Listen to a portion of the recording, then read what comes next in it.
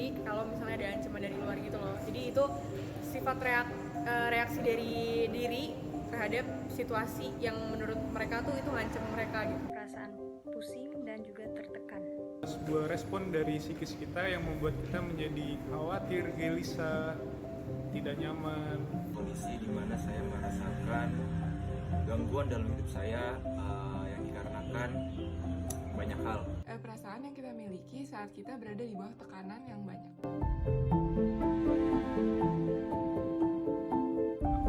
Alami adalah dalam dunia pendidikan ataupun organisasi yang aku jalani.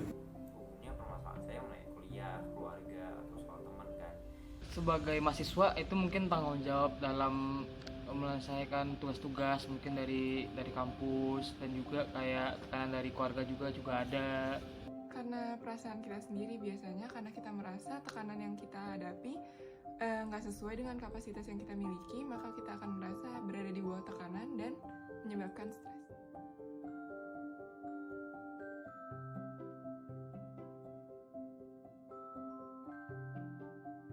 Melampiaskan perasaan saya dengan melakukan apa yang saya sukai.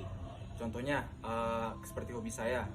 Cara saya mengatasi stres adalah dengan self-healing seperti mendengarkan musik dan juga tidur. Banyak sih, mungkin bisa dialihin ke kayak kegiatan yang positif seperti misalnya berolahraga. Kalau misalnya kalian punya hobi kayak misal belajar, bisa juga ke belajar. Tapi kalau gue secara pribadi sih tidur. Mengatur waktu untuk menyelesaikan tugasnya. Apa itu stres? Stres merupakan hubungan yang menunjukkan antara individu dengan lingkungannya yang dievaluasi oleh seseorang sebagai tuntutan atau ketidakmampuan dalam menghadapi situasi yang membahayakan atau mengancam. Lalu, apa aja sih yang bisa menyebabkan kita stres? Yang pertama, konflik. Bisa menimbulkan ketegangan dan kecemasan. Yang kedua, ada krisis. Biasanya terjadi karena kejadian mendadak yang cara mengatasinya di luar kemampuan kita. Lalu yang ketiga, frustasi. Bisa terjadi karena kita sedang mengalami kekecewaan karena ambisi atau cita-cita yang terhambat. Atau bisa juga terjadi saat kita mengalami kegagalan. Yang terakhir, tension. Keadaan di mana kita mengalami tegang atau tekanan mental. Apa sih itu coping stress? Nah, menurut Bonnie G. Berger tahun 1994, Coping Stress with Stress, dalam buku The Effectiveness of Exercise and Other Techniques, itu menyebutkan strategi coping stress merupakan suatu usaha untuk melakukan adaptasi diri terhadap problema psikologis tersebut sehingga dapat mengurangi atau meminimalisir kejadian atau keadaan yang penuh tekanan tersebut. Lalu setelah kita mengetahui apa itu arti coping stress, sekarang kita masuk ke sumber coping stress. Ada dua faktor yang mempengaruhi. Nah, menurut Savitri.a.k tahun 2019 tentang coping stress ibu karena kematian anak, itu menyebutkan ada dua faktor. Ada faktor internal dan faktor eksternal.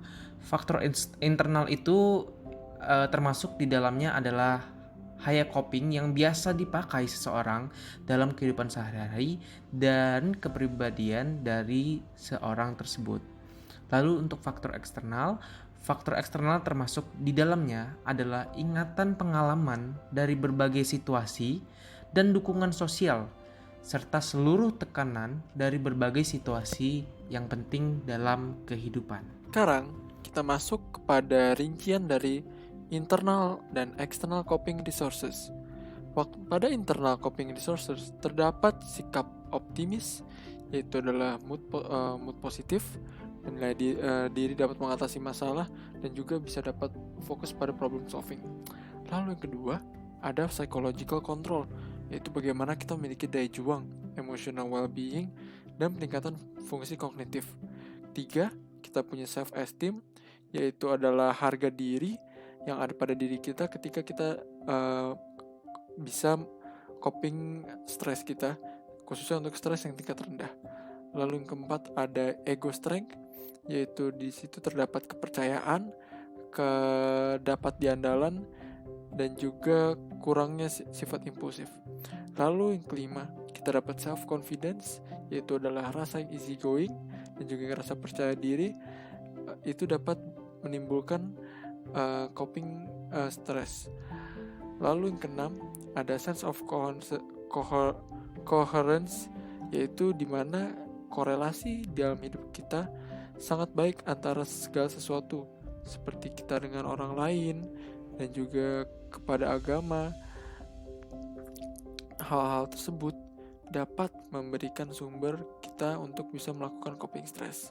Dan yang terakhir adalah conscientiousness, yaitu adalah kesadaran atau kemampuan untuk fokus mencapai tujuan kita untuk coping stress. Lalu kita masuk ke bagian eksternal. Dalam eksternal kita punya social support, yaitu adalah pengaruh dukungan dari lingkungan sekitar kita yang dapat menjadi sumber untuk mengatasi stres. Lalu ada tangible resource, di dalam sumber-sumber tersebut ada uang dan waktu yang bisa menjadi sumber untuk mengatasi stres. Terdapat 2 coping style. Yang pertama adalah problem focus coping style. Problem focus adalah upaya untuk mengurangi stresor atau mengatasi stres dengan mengambil tindakan konstruktif terhadap stresor. Individu cenderung akan menggunakan strategi ini untuk mengubah situasi yang menyebabkan stres.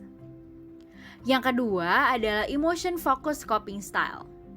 Emotion focus adalah upaya untuk mengurangi stresor atau mengatasi stres dengan mengatur respon emosional terhadap stres. Individu cenderung akan meregulasi emosi dan menerima situasi yang menyebabkan stres.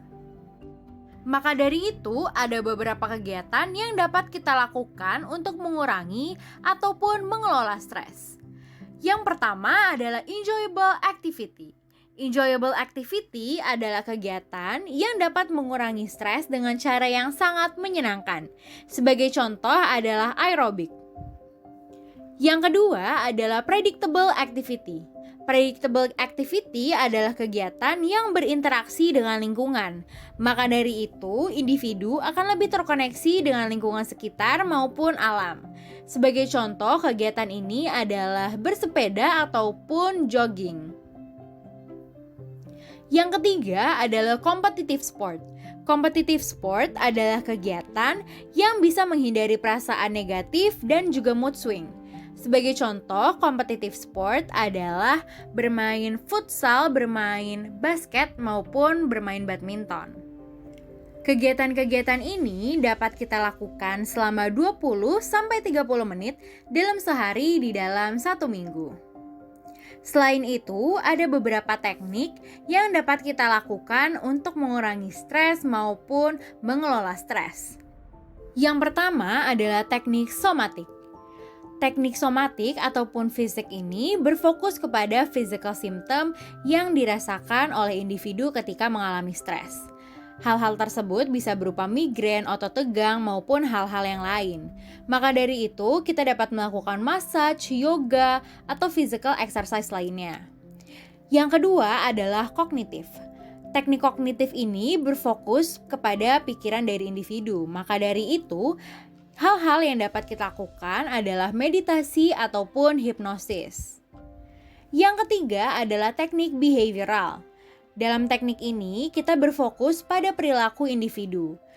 Kita dapat melakukan time management dengan baik, training, ataupun hal-hal yang lainnya.